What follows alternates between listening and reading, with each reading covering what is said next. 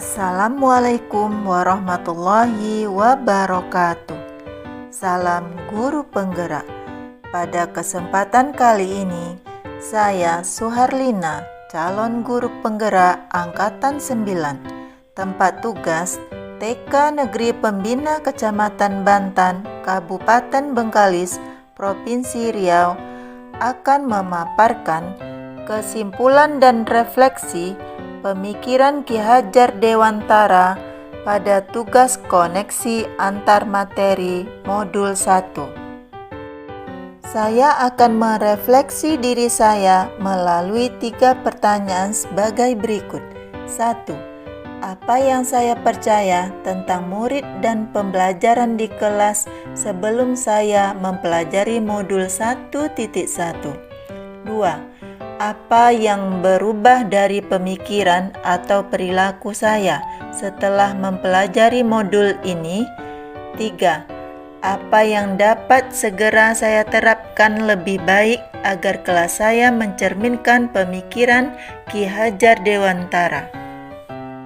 Saya percaya tentang murid dan pembelajaran di kelas sebelum saya mempelajari modul 1.1. Guru mendominasi pembelajaran teacher center. Pembelajaran terfokus pada ketercapaian materi dan KKM mengutamakan aspek kognitif anak. Guru kurang memahami karakteristik anak. Siswa pasif dan motivasi belajar anak rendah.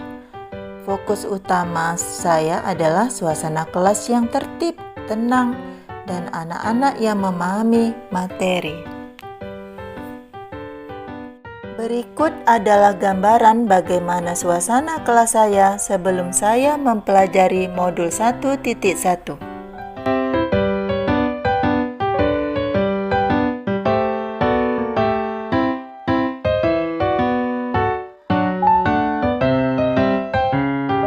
Setelah saya mempelajari modul 1.1, yang berubah dari pemikiran atau perilaku saya adalah 1. Merubah pemikiran bahwa guru bukan merupakan satu-satunya sumber belajar. Apapun yang ada di sekitar kita bisa dijadikan sumber belajar anak. Anak bebas memilih sumber apa dan dari mana yang akan mereka gunakan untuk belajar. Tugas guru adalah menuntun, mengarahkan mana yang baik, mana yang tidak baik. 2. Pembelajaran berpusat pada anak. Dengan pembelajaran berpusat pada anak, anak menjadi lebih aktif karena terlibat dalam pembelajaran sehingga mereka dapat mengkonstruksi pengetahuannya. 3. Saya lebih dapat menghargai setiap karakteristik belajar anak.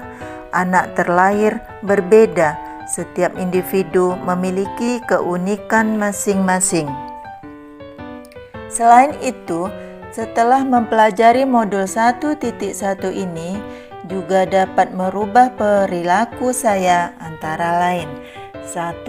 Seorang guru dapat mengemas pembelajaran secara menarik agar motivasi belajar siswa meningkat. 2. Dalam pembelajaran seharusnya seorang guru memberikan kebebasan kepada anak untuk menyelesaikan setiap tugas sesuai dengan minat, bakat, dan kreativitasnya masing-masing. 3. Sebagai seorang pendidik, harus lebih cermat melihat bakat anak melalui observasi, wawancara, dan juga catatan anekdot dan foto berseri. Agar kelas saya mencerminkan pemikiran Ki Hajar Dewantara, penerapan yang harus saya lakukan di kelas adalah 1. Merancang pembelajaran yang interaktif dan menyenangkan dengan melibatkan peserta didik.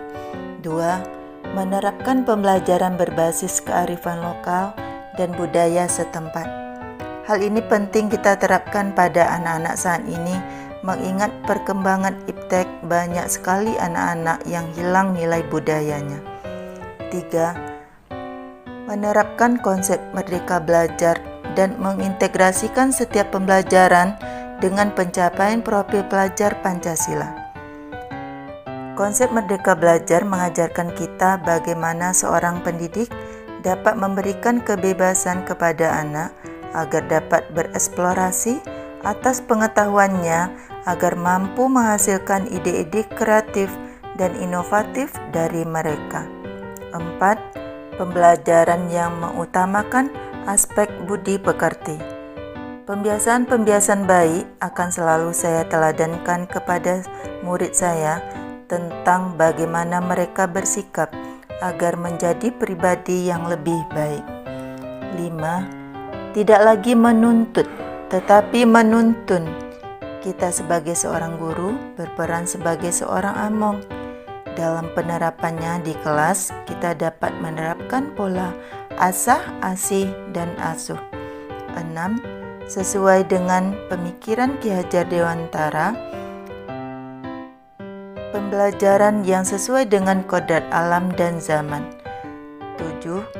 Mengintegrasikan permainan dalam pembelajaran. Jadi kodrat anak adalah bermain, dan saya akan mengintegrasikan permainan agar lebih menyenangkan. Sesuai dengan prinsip pembelajaran di TK, bermain sambil belajar, belajar melalui bermain.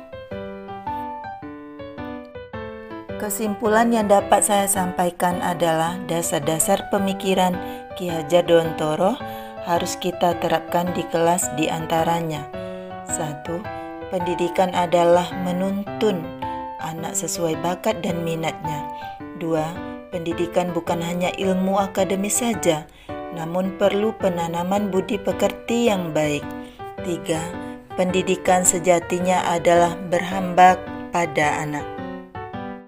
Demikianlah pemaparan saya tentang koneksi antar materi pemikiran filosofis Ki Hajar Dewantara. Mohon maaf jika ada salah kata dan penyampaian dari saya. Salam dan bahagia. Wassalamualaikum warahmatullahi wabarakatuh.